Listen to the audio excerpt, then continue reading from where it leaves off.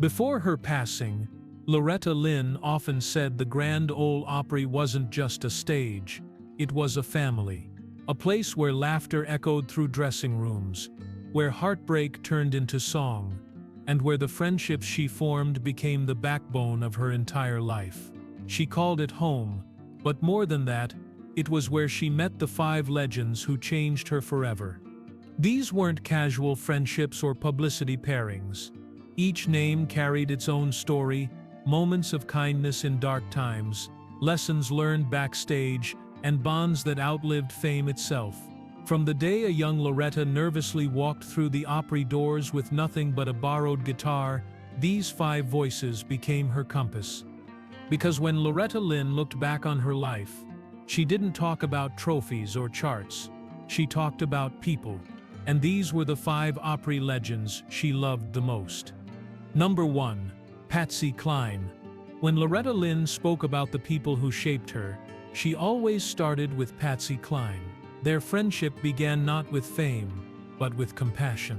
In 1961, when Loretta was still an unknown young mother singing on small stages, she heard that Patsy had been in a terrible car crash. On her next radio performance, Loretta dedicated a song to her, "I Fall to Pieces." She didn't know Patsy personally yet, but that gesture changed everything.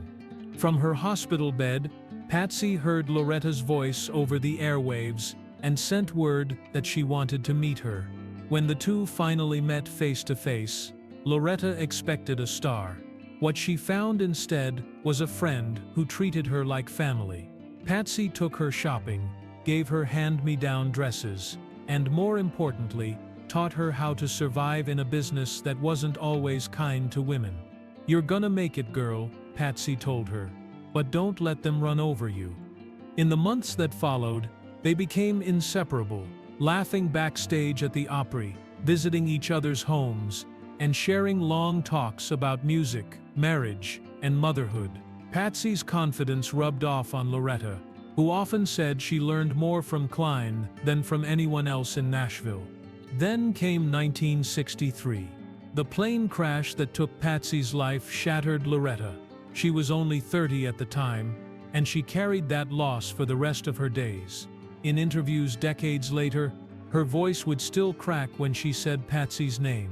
Loretta called her the best friend a girl ever had, and even years later she kept a photograph of Patsy near her piano. For Loretta Lynn, Patsy Cline wasn't just a mentor. She was proof that women in country music could stand tall, speak their minds, and still be loved. Losing her left a silence Loretta never fully filled, but the lessons Patsy gave her would guide her for the rest of her life. Number 2. Conway Twitty.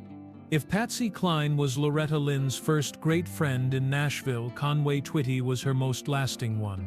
Their partnership began in the early 1970s when both were already stars. Loretta had become the first woman to win the Country Music Association's Entertainer of the Year award, and Conway was known for his velvet voice and string of romantic hits. When they stepped into a studio together for the first time, country music history changed.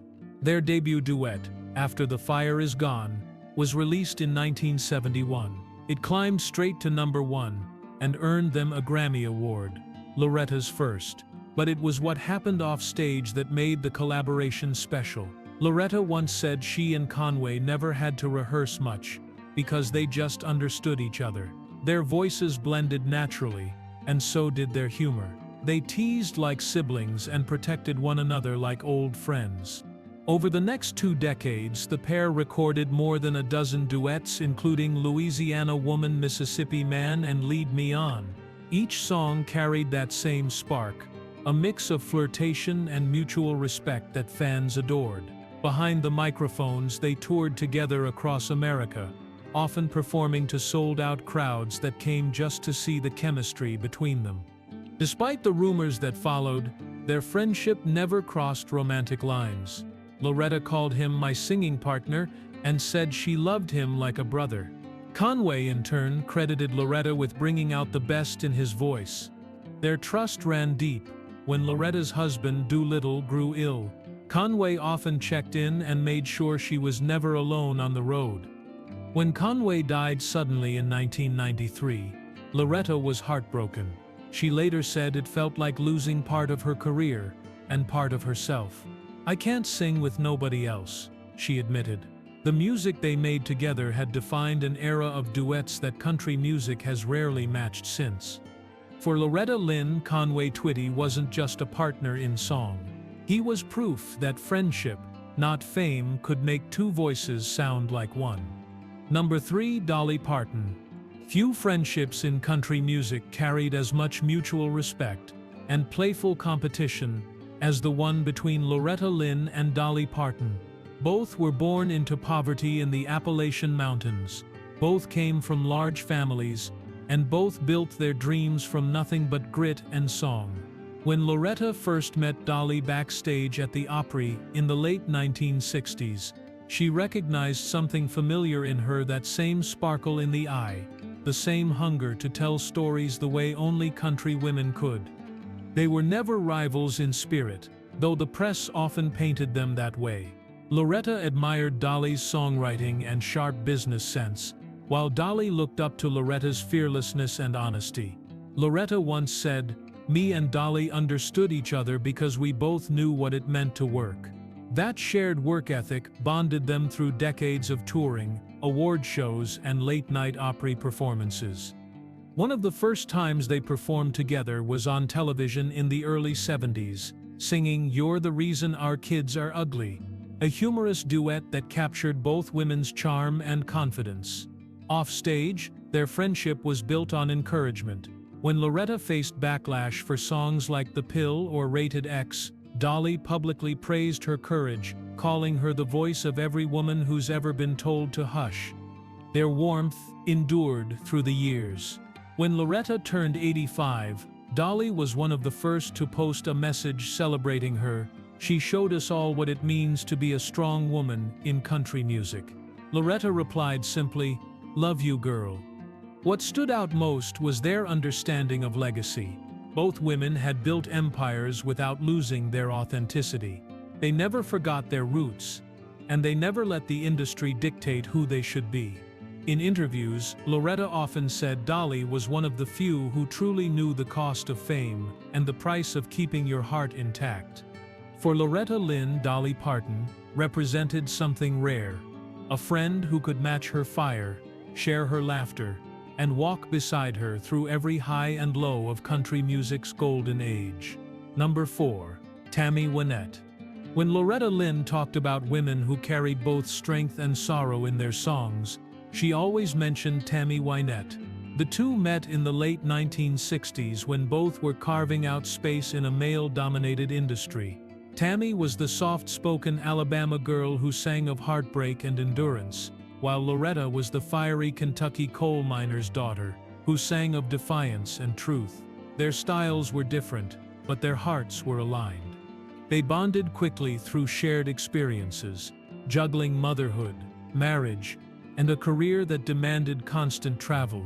Both had faced personal heartbreak, and both poured those emotions into their music.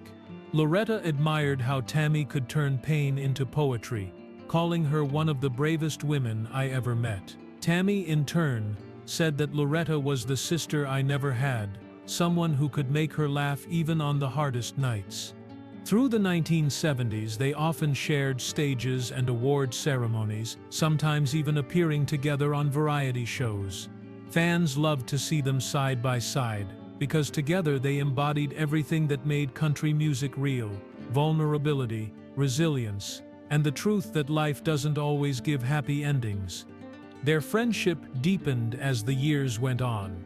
When Tammy's health began to decline in the 90s, Loretta stayed in touch, calling and visiting whenever she could.